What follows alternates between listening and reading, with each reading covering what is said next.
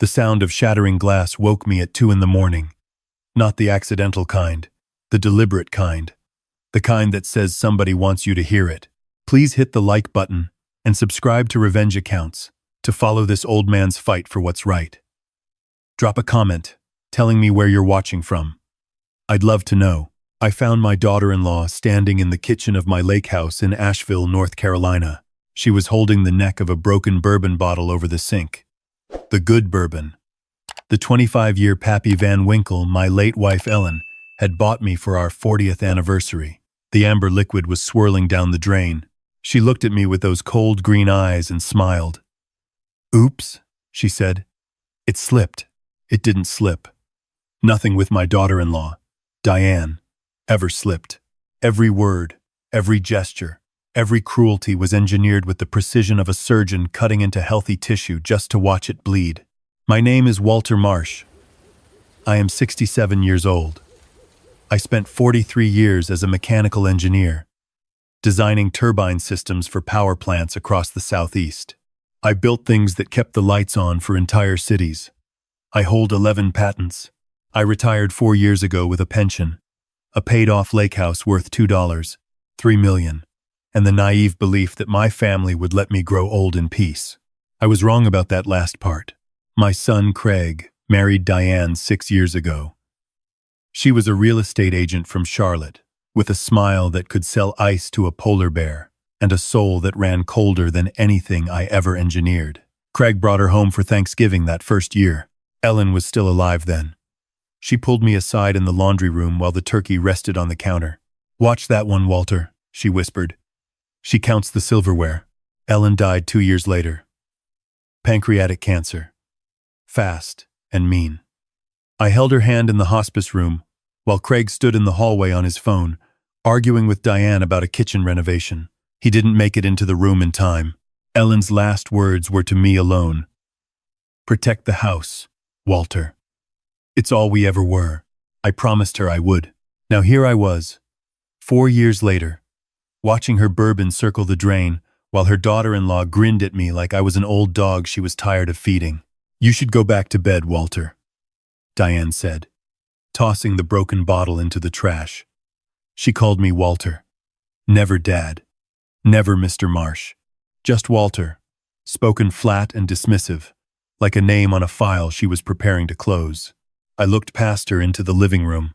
Craig was asleep on the couch, one arm hanging off the side, an empty wine glass on the floor beneath his fingers. He had gained 40 pounds since the wedding. He drank every night now. He used to coach Little League.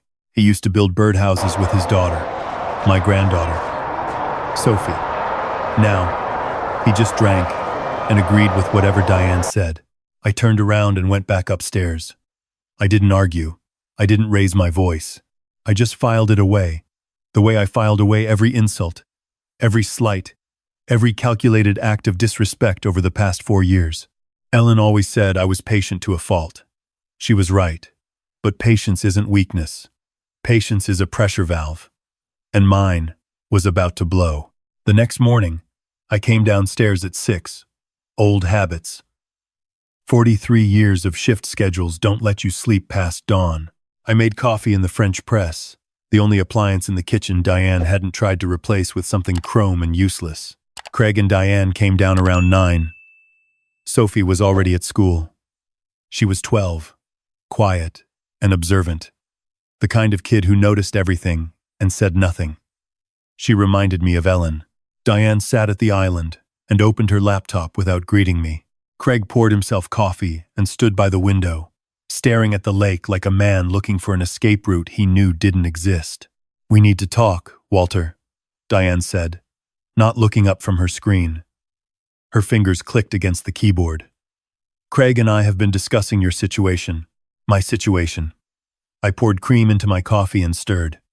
"What situation is that?" "This house," she said, finally looking up. She gestured around the open-plan kitchen and living room, at the vaulted cedar ceiling I had restored by hand, at the stone fireplace Ellen and I had picked out from a quarry in Virginia. "It's too much for one person. The property taxes alone are $28,000 a year. The dock needs replacing. The roof on the guest house is sagging. You can't maintain this on a pension. Madagram, and intense for this. I can maintain it fine, I said. I've been maintaining it for 30 years. That was 30 years ago, Walter. You were younger. You were sharper. She paused, letting that word land. Sharper. As if my mind was dulling like an old blade. We found a place. Lakeview Gardens. It's a senior community outside Hendersonville. Very nice. Very modern. They have a woodworking shop and a fishing pond. A fishing pond. I owned 400 feet of lakefront on one of the most beautiful bodies of water in the Blue Ridge Mountains. And she wanted to put me next to a fishing pond. Craig spoke without turning from the window. It makes sense, Dad. We could sell this place. The market is insane right now. We could get $3 million easy. You'd be set for life at Lakeview, and Diane and I could use the equity to expand her brokerage. There it was. The real reason. Not my well-being. Not my safety. Diane's brokerage. She had opened a real estate firm 2 years ago, using a loan Craig had co-signed. The firm was hemorrhaging money. I knew because I had seen the bank statements she left on the printer last month. She was $400,000 in debt. And sinking. Fast. I took a sip of coffee. The lake outside was still. The morning mist hung over the water. Like a veil. I'll think about it, I said. Diane's eyes narrowed.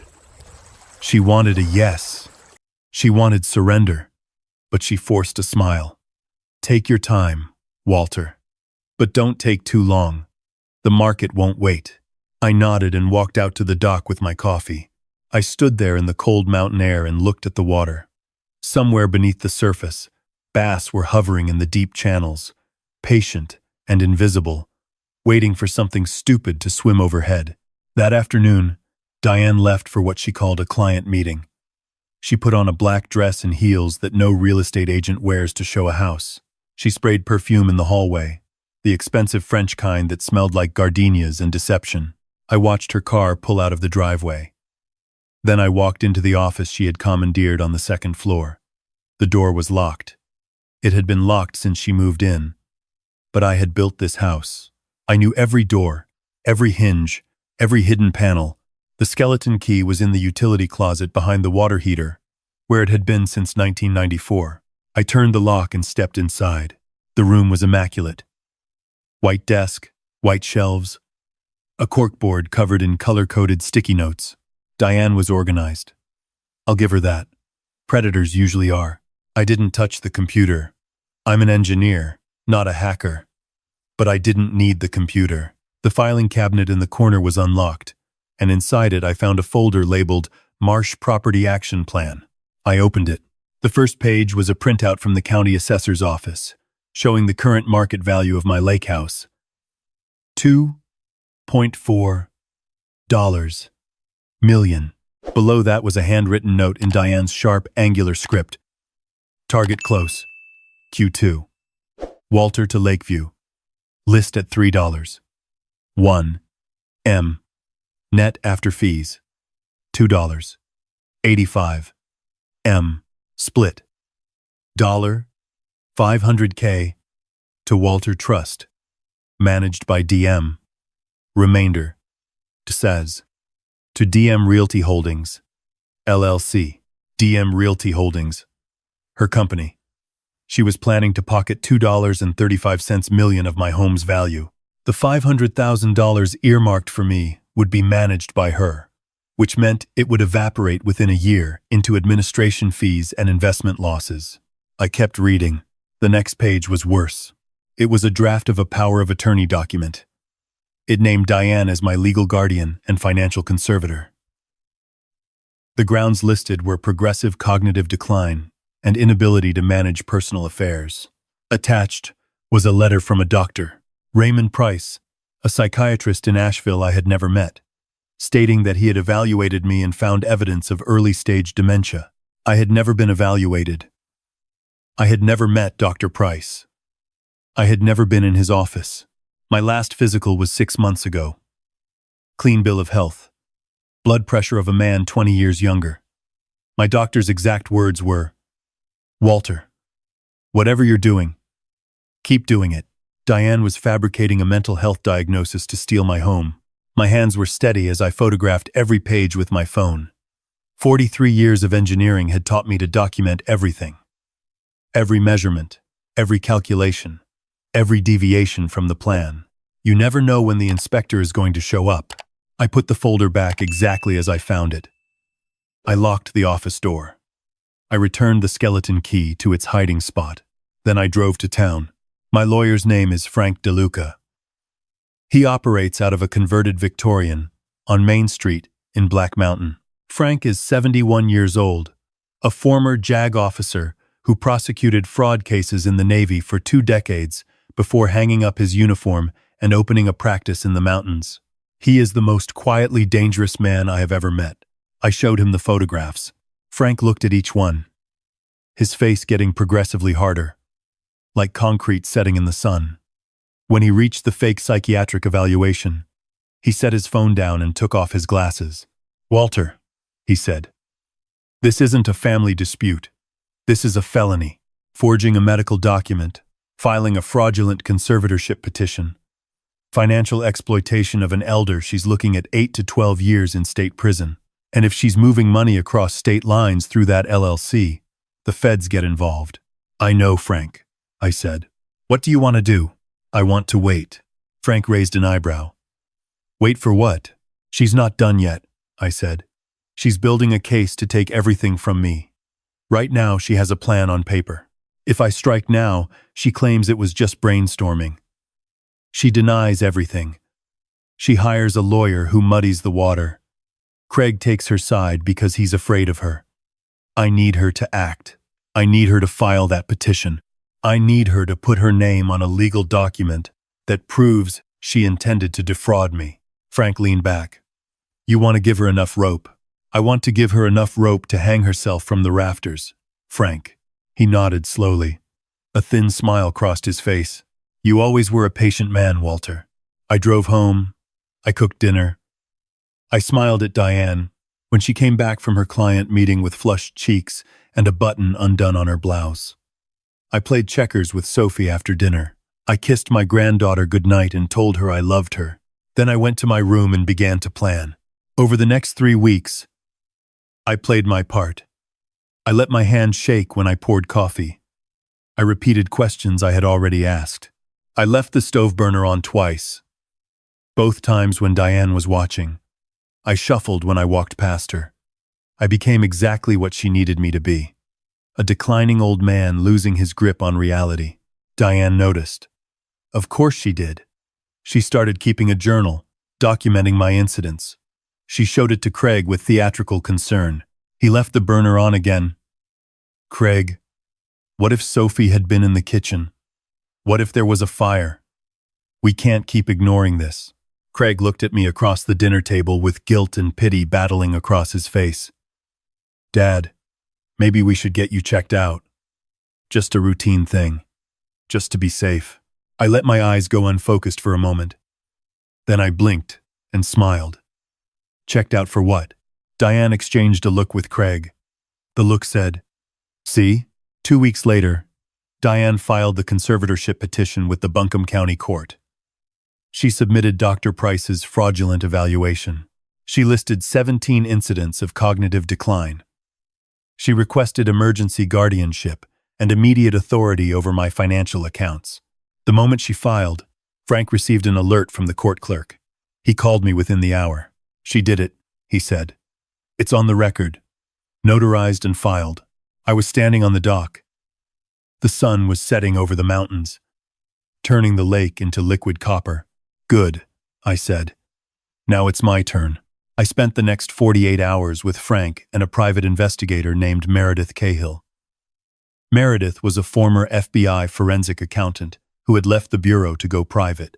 She was meticulous, relentless, and completely humorless, which made her perfect for this. Meredith traced the money. DM Realty Holdings LLC had been used to funnel $180,000 from Craig's personal savings into an account Diane controlled alone. DM Realty Holdings, Diane controlled alone. DM Realty Holdings, Diane Controlling Savings. Craig's name was nowhere on the LLC paperwork. He had no idea the money was gone. She had also taken out a line of credit against Craig's retirement fund, forging his electronic signature on the application. Another $220,000 spent on what Meredith tracked to luxury purchases, trips to Miami and New York, and monthly wire transfers to a personal account in the Cayman Islands. $400,000 stolen from my son. And she was about to steal $2.35 million from me. Meredith also confirmed what I had suspected about the client meetings. Diane was seeing a man named Kyle Burgess, a commercial developer from Charlotte who had been trying to buy lakefront property in Asheville for years. Kyle wanted my land. Diane wanted Kyle's money. They had been together for at least a year. Meredith got photographs. She got hotel receipts. She got a recording from a restaurant in Asheville where Diane told Kyle, "Once the conservatorship goes through, I control everything. The old man goes to Lakeview, I list the house, and we close before Craig even knows what happened. He'll sign whatever I put in front of him. He always does." Kyle had laughed and said, "And the kid? Sophie's not my problem," Diane said. "Craig can figure that out. I'll be in Grand Cayman, sipping something with an umbrella in it." When Meredith played me that recording, I didn't flinch. I had expected it, but hearing a woman dismiss my granddaughter like an inconvenience, hearing her reduce Sophie to a logistical problem to be solved by someone else that broke something inside me and rebuilt it into something harder. I called Frank. "File everything," I said, "and call your contact at the U.S. Attorney's Office in Charlotte. Tell them I have a gift-wrapped case involving wire fraud, bank fraud, identity theft, elder financial exploitation, and a forged medical document. Tell them to bring an appetite." The hearing was scheduled for a Thursday morning at the Buncombe County Courthouse. Diane thought it was a formality. She had dressed in a navy suit, conservative and sympathetic. The concerned daughter-in-law forced to make a difficult decision for her aging father-in-law's safety. She had coached Craig into a matching tie and a rehearsed speech about how hard this was for both of them. I arrived separately. I wore my good gray suit, the one Ellen had picked out for my retirement dinner. I walked in steady and straight-backed. No shuffling. No trembling hands. I sat in the front row with Frank beside me. Diane saw me and froze. Something in my posture didn't match the character she had built in her journal, but she recovered quickly, arranging her face into a mask of sadness. The judge was a woman named Honorable Patricia Samuels, mid-50s, sharp-eyed. The kind of judge who read every filing twice and trusted no one's story until she'd heard both sides. Diane's attorney presented the case. He read from Dr. Price's evaluation. He listed the incidents. He described a loving family forced to make a painful choice. Diane dabbed her eyes with a tissue. Then it was our turn. Frank stood up. He did not raise his voice. He did not make dramatic gestures. He simply placed a stack of documents on the judge's bench and began to dismantle Diane's case brick by brick. First, the medical evaluation. Frank presented a sworn affidavit from my actual physician, confirming I had no cognitive impairment whatsoever. He then presented records from Dr. Price's office showing that I had never been a patient, never visited the office, and that the evaluation had been fabricated. Dr. Price himself had been contacted by the investigator and, faced with the evidence, had admitted that Diane had paid him $8,000 to produce the document. He was cooperating with authorities. The judge looked at Diane. Diane's smile had vanished. Second, the financial records. Frank laid out the entire scheme. The LLC, the siphoned savings, the forged credit applications, the Cayman transfers, the plan to sell my home and keep the proceeds. Each document was annotated, sourced, and verified. Craig's face went white. He turned to his wife. "Diane, what is this? What is he talking about? What LLC?" Diane grabbed his arm. "Don't listen to him. Your father is paranoid. This is what dementia looks like, Craig. He's delusional." Frank pressed play on a small speaker he had placed on the counsel table. Diane's voice filled the courtroom. clear, and unmistakable. Once the conservatorship goes through, I control everything. The old man goes to Lakeview, I list the house, and we close before Craig even knows what happened. And then, Sophie's not my problem. The courtroom went silent. Craig made a sound I had never heard from him before, something between a gasp and a moan. He pulled his arm away from Diane and stared at her like he was seeing her for the first time. "You were going to leave me," he whispered. The judge called for order. Diane's attorney tried to object, but the objection died in his throat when Judge Samuels held up the fraudulent psychiatric evaluation and said, "Counselor, did your client provide this document to the court?" The attorney looked at Diane. Diane looked at the door. 2 federal agents stepped through it. They had been sitting in the gallery, waiting. "Diane Marshall Caldwell?" the lead agent said. She stood up. Her chair scraped against the floor with a sound like a scream. "You are under arrest for wire fraud, bank fraud, aggravated identity theft, and filing a fraudulent instrument with a court of law." Diane lunged toward the aisle, trying to push past Craig. But the agents were faster. They caught her by the arms. The handcuffs clicked into place with a sound that echoed off the marble walls. "This is entrapment," she shrieked. "Walter set me up. He's senile. He doesn't know what he's doing." I stood up. The courtroom was watching. Craig was crying. The judge was grim. The agents held Diane between them, her navy suit wrinkled, her careful facade destroyed. I walked toward her. I stopped, 3 feet away, and looked into her eyes. "You broke my wife's bourbon," I said quietly. "The last bottle she ever gave me. You poured it down the drain and smiled." Diane stared at me. "That was the moment I knew what you were," I said. "Not the paperwork, not the money, the bourbon. Because a person who would destroy something irreplaceable just to watch someone hurt that person is capable of anything." I stepped back. "Take her out." They took her. She screamed my name all the way down the corridor. The sound faded like a siren, moving away into the night.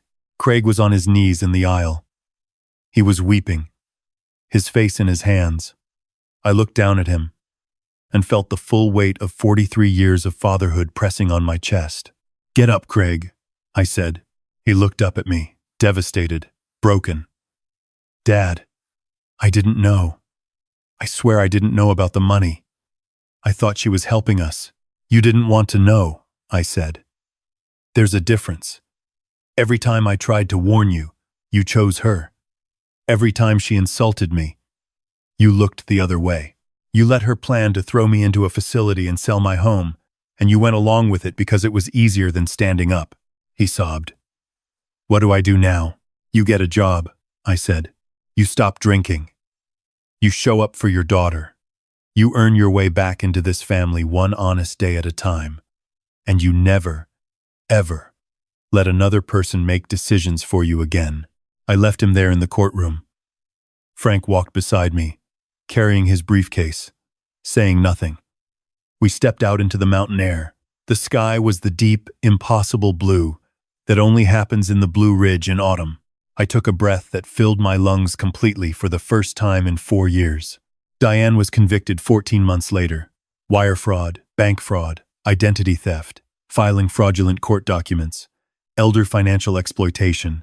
The federal charges alone carried 22 years. The judge gave her 15. No parole, for 8. Kyle Burgess cooperated and got 3 years in a minimum security camp. Dr. Price lost his medical license and received 2 years probation. Craig moved into a 1-bedroom apartment in Hendersonville. He got a job at a hardware store. He started attending AA meetings. He lost the weight. He stopped calling me for money. I know because Frank told me. I didn't take Craig's calls for the first 6 months. I needed him to learn what silence feels like when you've been complicit in someone else's cruelty. When I finally answered the phone, his voice was different. Quieter, steadier. He didn't ask for anything. He just said, "I'm sorry, Dad. I should have protected you. I meant to flee. I meant to flee. I meant to flee. I meant to flee. I meant to flee." I meant to flee. I meant to flee. I told him I'd think about it. And I meant it. Sophie lives with me now. Full custody. She has Ellen's old sewing room as her bedroom. She painted it sage green and hung fairy lights from the ceiling. She's 13 now and building a canoe in the garage from a kit I bought her. She measures twice and cuts once. She has her grandmother's hands. Last Saturday, she came to me with a question. We were sitting on the dock, watching the sun drop behind the ridgeline. The lake was glass. "Grandpa," she said, "Mom called from prison. She wants me to visit." I looked at her. She was staring at the water, her jaw set, her eyes steady. "What do you want to do?" I asked. She was quiet for a long time. A heron landed on the far shore and stood motionless in the shallows. "Not yet," she said. "She's not sorry yet. She's just lonely." I put my arm around her. She leaned into me. We sat there until the stars came out. That night, after Sophie went to bed, I walked to the kitchen. I opened the cabinet above the refrigerator. In the back, behind the cookbooks Ellen had collected from every state we visited, there was a bottle. A new bottle of Pappy Van Winkle. 25-year. The same as the one Diane had poured down the drain. Frank had found it for me. No, it cost more than my first car. I poured 2 fingers into a crystal glass. I walked to the living room, where Ellen's portrait hung above the fireplace. She was smiling in the photograph. That knowing smile, the one that said she understood something you hadn't figured out yet. I raised the glass. "I kept the house, Ellen," I said, "just like I promised." I drank. The bourbon was warm and deep, tasting of oak and caramel and something ancient and unbreakable. I set the glass down and looked out at the lake. The moon was full, laying a silver road across the dark water. The house was quiet. My granddaughter was sleeping safe upstairs. My name was clean. My home was mine. I am 67 years old. I am not fast. I am not flashy. But I am still standing in the house I built, and every person who tried to take it from me is gone. The most expensive lesson I learned in my 60s is this. When you give everything to your family and ask for nothing in return, some of them will mistake your generosity for weakness. They will take and take until there is nothing left, and then they will blame you for having nothing to give. The cure is not anger. The cure is clarity. Know your worth. Protect what you built. And when someone tries to destroy your legacy, don't yell. Don't beg. Just wait. Be patient. Gather your evidence. And when the time comes, let the truth do the work. If this story hit close to home, please hit the like button and share it with someone who needs to hear it. Have you ever had to stand up against someone in your own family to protect what's yours? Tell me in the comments. Subscribe to Revenge Accounts so you don't miss the next story. Thank you for listening. And remember, the old wolf isn't old because he got lucky. He's old because nothing in the woods was ever strong enough to take him down.